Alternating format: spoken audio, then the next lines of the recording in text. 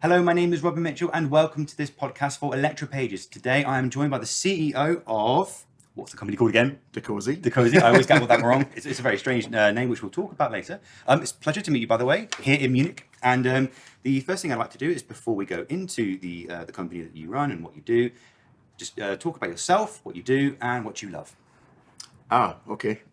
Trick question. Yes. The man loves nothing.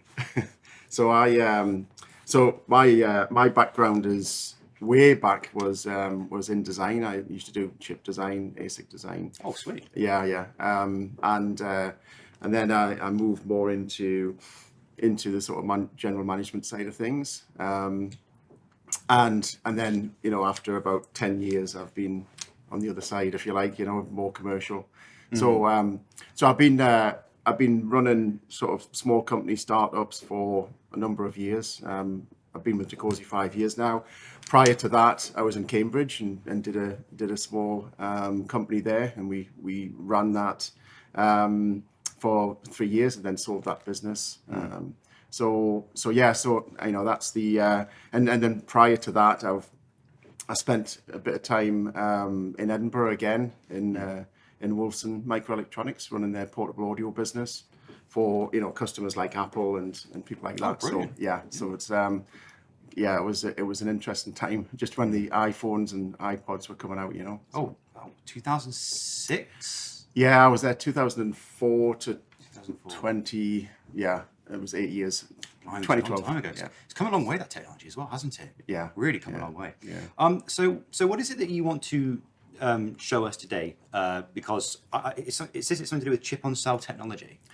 Yeah. So our technology, which really we've been developing since the last 5 years, really. So when I joined the business, where the technology had, there was a lot of development that had already been done, and it was important then to bring in the right level of investment in the business, and then drive that forward to where we are today. And I'll talk about where we are in a moment. But our technology is based. It forms part of the battery management system. So in large batteries, whether that be electric vehicles, energy storage systems, lots of industrial type batteries that have many cells that need to be monitored and managed. The battery management system is absolutely critical. So not only does it monitor, for example, the state of charge of the cells, how much charge needs to be put into them. Balancing as well, I suppose. Balancing and all that as well, yeah.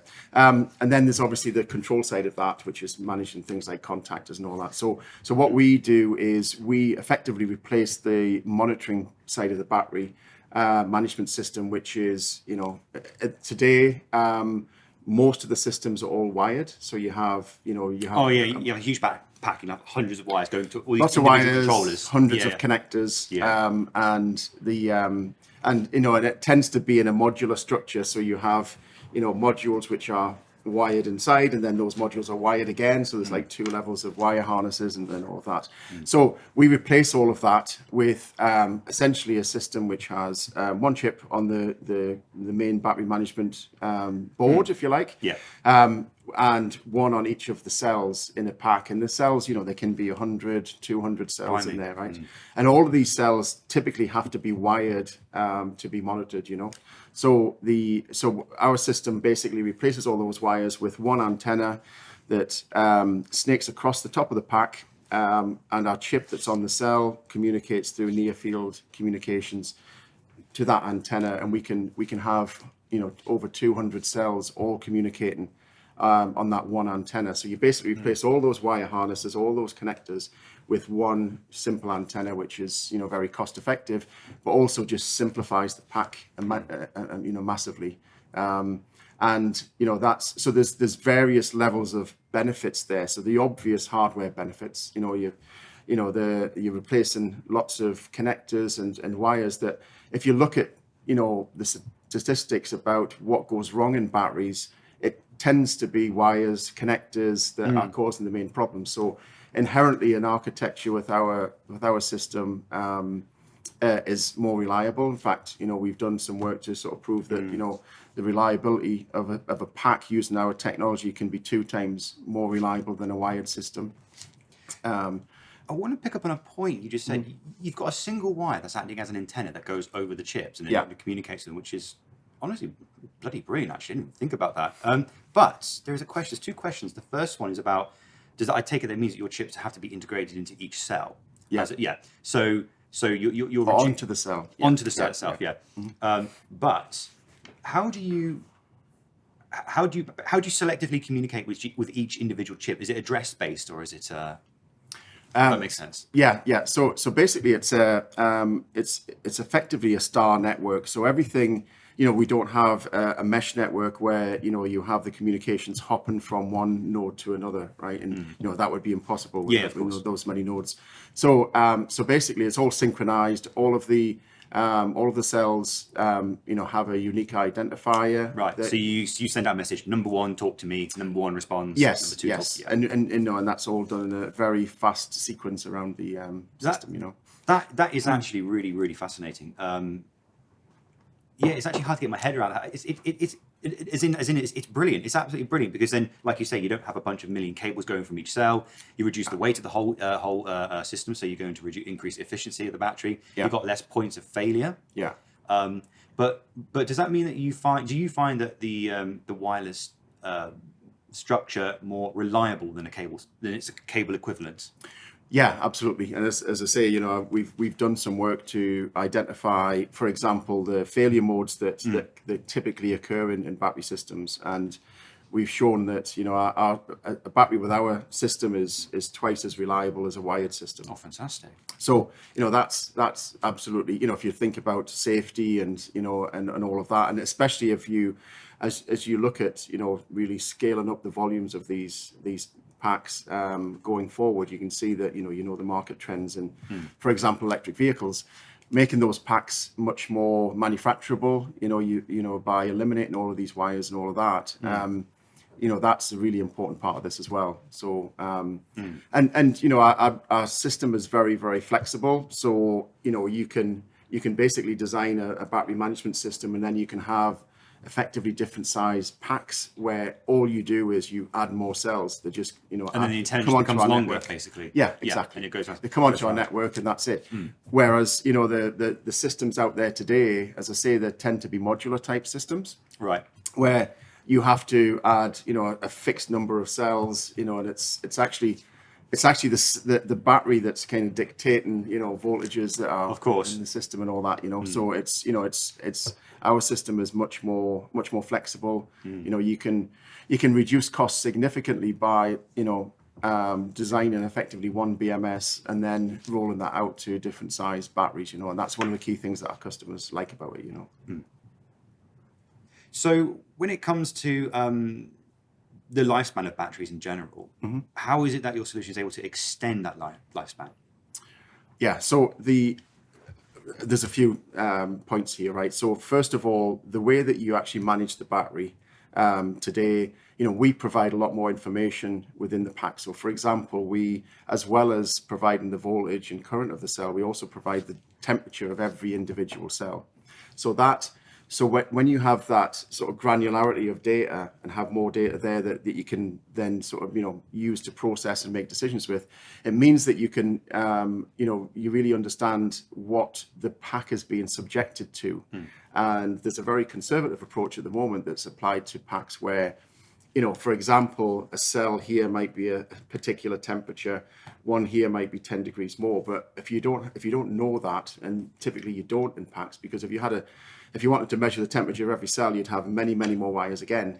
We have an integrated temperature sensor that just... I was about to say, because your solution is a chip.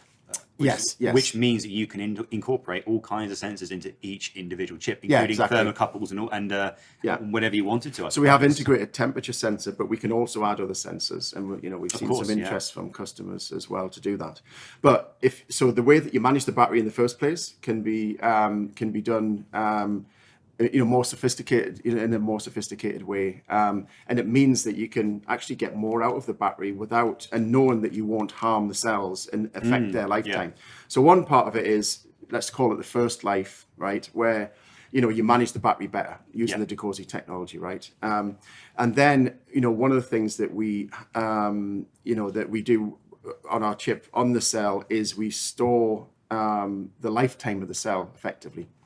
So the anything that happens to that cell, how many times it's been charged in a certain temperature range, store it all, can't you? it's all stored, and also any events that can affect the lifetime of that cell. So imagine that the pack goes through the first lifetime in an electric vehicle, gets to the end of the useful life in an electric vehicle, which maybe is like 80% of the original capacity, and then that would be the end. Like yeah. You'd still have 80%. Yeah, and that would be exactly. considered end of life. Yeah, in an electric vehicle. So then there's I think there was a report that came out saying that over the next 10 years, there are around about 100 million battery packs from electric vehicles that are going to be coming to their end of life. So there's a lot of talk about what do you do with them, right? So you can recycle them. And let me guess, is this where your solution comes with all the stored data? You can see the condition of that cell and its historic usage. Yes, exactly. Oh, isn't that brilliant? Yeah. So you're tracking the product over its entire life cycle. Yes, exactly. So brilliant. It means that if you look at the barriers to second life, there are things like test, for example. You have to do lots of testing to make sure that the cells are safe. What state they're in, and also there's concerns about actually what they've been subjected to in the I was about first to say, life. you don't know it's been dropped, knocked, pressed, or In extremes or in a huge heat. So exactly. So it may look all right in the first test, or even 10 tests, it looks fine, but you don't know that at one point someone started to drive it through the Sahara Desert and it completely mangled internally. You wouldn't know at all. Yeah, exactly. So you can really, very simply interrogate, our chip that's on the cell, and see what kind of lifetime that cell's had, have a very accurate view of how much life was left in it, and then you can repurpose it into like an stationary energy storage application, and then you can recycle. So if you look at the whole lifetime of the battery, I mean, one of the key things that we focus on is, how do we make the whole battery value chain sustainable, right? Because there's lots of minerals that are, taken out of the ground, right, to make these batteries, and that's one of the concerns about the rise of electric vehicles. Yeah. So you have to have that circular, economy that means that you don't, you're using as much of that the materials as possible, and extending the lifetime of them. I think that's an often it's often overlooked the damage to the environment that EVs do eventually cause. I think it does get glossed over a little bit in the industry. So people go, let's get rid of all the ICE cars. That's absolutely fine. Let's replace them with all the electric vehicles. That's fine. Yeah. Where does the lithium come from? It comes from some poor guy's field in Brazil or something, and it's completely just decimates the local environment. Yes. And I don't even think there's that much deposits left anyway. So if you can't reliably recycle those that material, I think it's a bit of a double-edged sword, and I don't think it's talked enough, which is quite interesting that you raise that point about being able to know the history, recycle it properly, and even if not, there are still options for it to be recycled. Yes, exactly. So I mean, you've got a decision to make after the first life, which is, as I say, it could be 80% of the capacity. So it's still a very good battery. It can still be used, and that can quite happily, operate for 10 years in another application. That's not as demanding as an electric vehicle, obviously. Like an industrial, like a small mobile units in a warehouse or something. For example. Yeah, and stationary energy storage and things. So, and then you can still recycle it at the end. So why wouldn't you do that? And rather than just recycle. And there's a lot of, there's if you have to look at the actual process of recycling and how much resources that takes. So if you can get an extra 10 years out of a battery and then do that recycling, then you're helping that sort of whole value chain, And again, like you mentioned about with all that data around that battery, it gives you a lot more power to know what to do with it. And it kind of reminds me of typical household recycling. Everyone shoves everything into the household recycling bin. The problem is when it gets to the facility, you've got to sort it out. You've got to know what it is. So you need labels and markings and all this kind of stuff. And most of the time, it gets chucked into the bin because they don't know how to organize it. So like with that, your solution is allowing people to recycle, or who want to recycle those batteries, a lot more information about it, more freedom, more choices, so they can go, actually, this battery's still in good nick, we've got the data to prove it, we can put it into some unit, at a discounted price. Someone else gets a cheaper battery at a good price, but they know it's had a good history. This one's been knocked around, gone too hot, chuck it away, kind of thing. Yeah. In fact, you know, the whole provenance of where those original cells came from is really important as well. You know, so that's something that, you know, it's not just, you know, it'd be nice to do that. It's actually becoming legislation. So, you know, the Modern European Slavery Act would be a good one, I think, to make sure that you haven't. So you've got to make sure that the supply chain is free of certain things. Yeah. Like is it DRC? I think is that the one, the Democratic Republic of Congo? Yeah. Restrictions as well. So, like you say, like by recycling, you know that it's kind of kept in the loop, so it's not relying on raw materials from a different country, and you don't know what's going on. Yeah, exactly. And you know, and if you look at, you know, what's coming into Europe, the European battery passport, you know, that's all about understanding where the raw materials came from, and making sure they came from the right sources.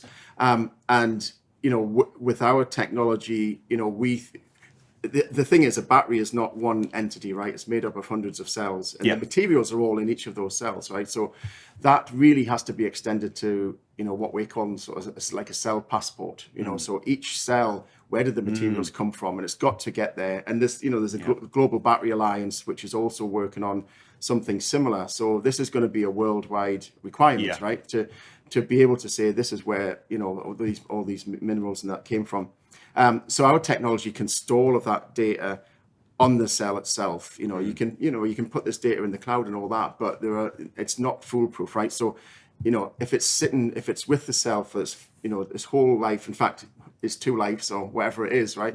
Then, you know, you've got that information stored permanently. And you know, we think that that's going to be a requirement anyway, and our technology is already doing that. I think you're absolutely right, especially when you consider that automotives have to have their service books, which log what's gone wrong, what's been done to it. So then you have the VIN numbers. So I think it's like a VIN number for a battery, and I think it makes a lot of sense. So just before we wrap this interview up, one last question is for the engineers watching this video. If they want to explore these solutions that you've developed, the chip, the battery monitoring system, what would you recommend to do, and where should they go? So first step is what we call our EVK, which is an eval kit they can get, which you literally, you know, it's you can plug that in, get it working within a few minutes, and you can see the communication working just into a PC. And we can send those kits are available to send out, so either through the website or just contacting us directly. And you know, that's a very easy and fast way of seeing how the communications work. You know, you can look at the data straight away on the screen. You know, so we've got a nice sort of user interface that shows you that, you know, as the temperature changes, you can see all of that. And then typically what we would do beyond that stage is discuss what we call like a POC, a proof of concept project, where maybe we'll, you know, fit it onto a battery, retrofit an existing battery, things like that, you know. So our engineers within our headquarters in Edinburgh are our sort of, you know, we've got mechanical engineers. That there's a lot of support that's done with customers directly to help them understand how you would integrate our technology into their packs, you know. Brilliant. Well, thank you ever so much for taking the time to be here today. Thank you very much. No problem. Thanks. Thank you.